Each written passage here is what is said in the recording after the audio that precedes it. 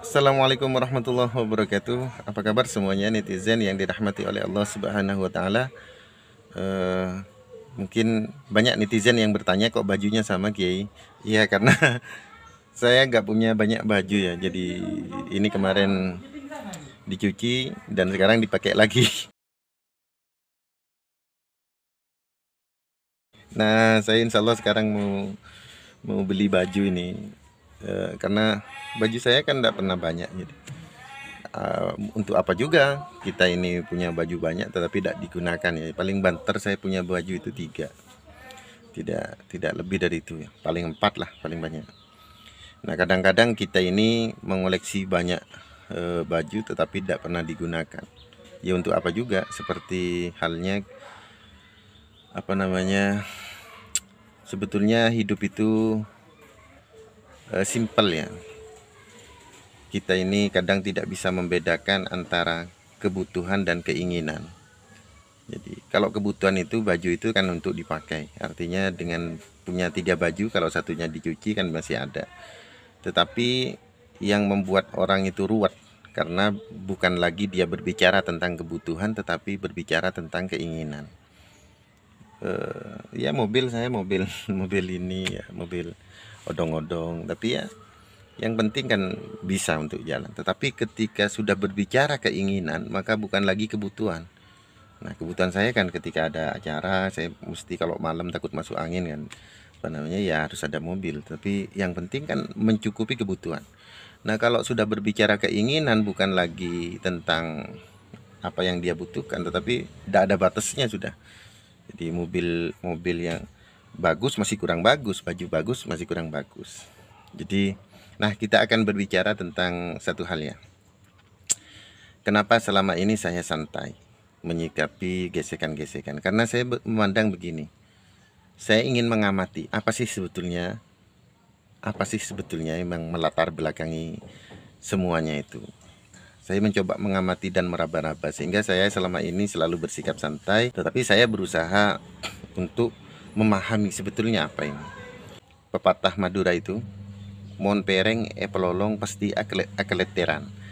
Artinya ketika berkumpul, maka gesekan-gesekan mesti ada.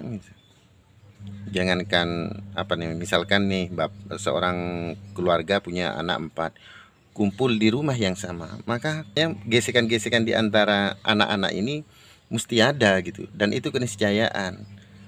Kenapa? Karena mereka kumpul.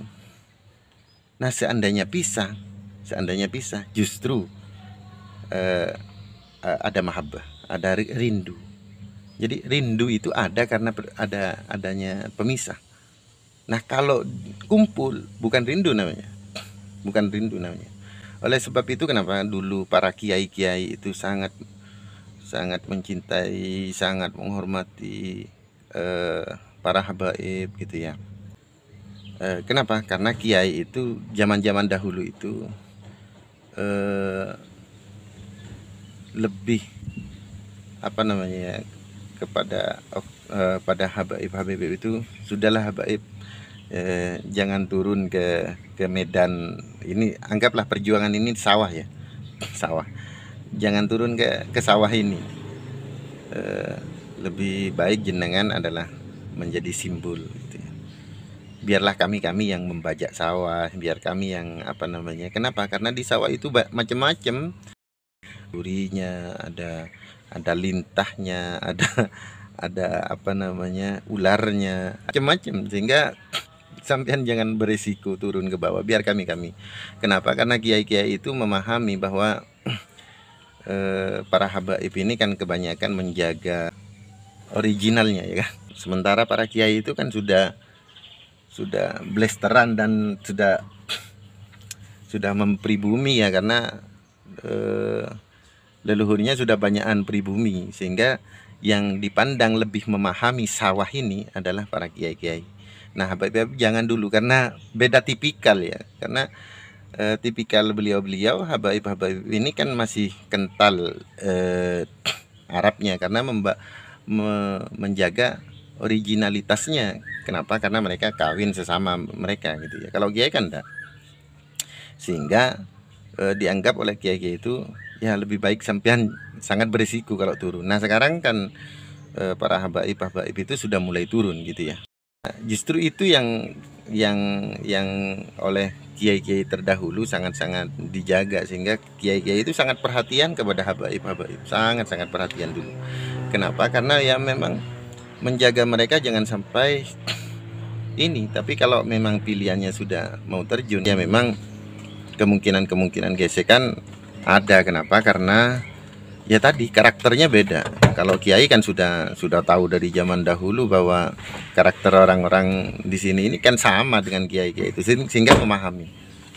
Nah, oleh sebab itu maka ya para habaib yang sudah turun ini ya harus lebih banyak bersabar ya, karena memang ya seperti itu. Jadi ya bukan kiai ini sangat-sangat tahu, bukan, tetapi kan belajar dari banyak pengalaman. Jadi ya sudah biasa mengalami berbagai hal yang tidak mengenakan. Jadi ya habaib ya memang yang sudah turun ini ya harus sabar dan lebih bijak di dalam kalau di dalam menyampaikan bidang keilmuan, saya kira manhajnya kan sama, artinya tidak ada gesekan. Tetapi kalau sudah berkaitan dengan metode, maka ini ya butuh butuh pengalaman kan, karena metode apa sih sebetulnya yang paling pas.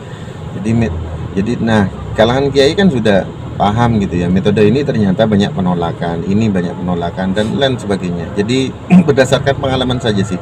Oleh sebab itu ya harus lebih bersabar. Kalau boleh saya sarankan ya, kalau turun di dakwah tinggal menyesuaikan saja metodenya. Tapi kalau turun di politik misalkan, maka ini adalah sebetulnya kami berharap janganlah kalau habaib. Ya, jadi kenapa? Karena akan resistensinya lebih lagi gitu ya. Jadi seperti itu. Jadi ulama-ulama dahulu kenapa begitu mencintai daripada para hamba, karena ulama dahulu itu tidak pernah meminta buku nasab, bukti dan ini enggak. Jadi kalau ada yang mengaku sebagai dzurriyyah Rasulullah, ya sudah, percaya aja gitu. Karena ulama-ulama zaman dahulu itu lebih baik salah mencintai daripada salah tidak mencintai. Jangan kemudian kaget ya, loh kok bisa mereka tidak menghormati dzurriyyah Nabi gitu ya. Ya jangan kaget ya, itu memang adalah sesuatu yang juga dialami oleh kiai-kiai zaman dahulu. Oleh sebab itu kok bisa keturunan ini begini ya. Oleh sebab itu kiai-kiai zaman dahulu ini jarang membawa nasab. Kenapa? Karena ketika dia salah begitu, maka yang salah hanya dirinya saja, tetap tidak membawa ke atasnya. Jadi ya memang harus lebih bersabar para habaib, dan banyak membaca referensi bagaimana sih metode kiai-kiai zaman dahulu. Ada yang ditolak, ada yang ini menjadi suatu hal yang penting sebelum turun berdakwah. Belajar daripada Wali Songo bagaimana sebelum beliau berdakwah di Indonesia sudah melakukan penelitian pengkajian. Jadi ya apalagi sekarang dari kalangan kiai-kiai, oknum habaib, masih banyak yang muda-muda yang belum banyak mungkin di dalam keilmuan agamanya mungkin sudah luar biasa, sudah mumpuni, tetapi di dalam pengalaman bagaimana menerapkan metode kan ini butuh pengkajian ya. Seperti misalkan saya ingin mendapatkan si cewek ini, kan tidak ujuk-ujuk saya langsung mengatakan saya cinta, I love you. Enggak. Saya harus mempelajari karakternya, siapa temannya, bagaimana untuk mendapatkan hatinya. Saya kira lebih ke itu. Jadi ya sekira itu ya. Jazakumullah khairan jazak. Assalamualaikum.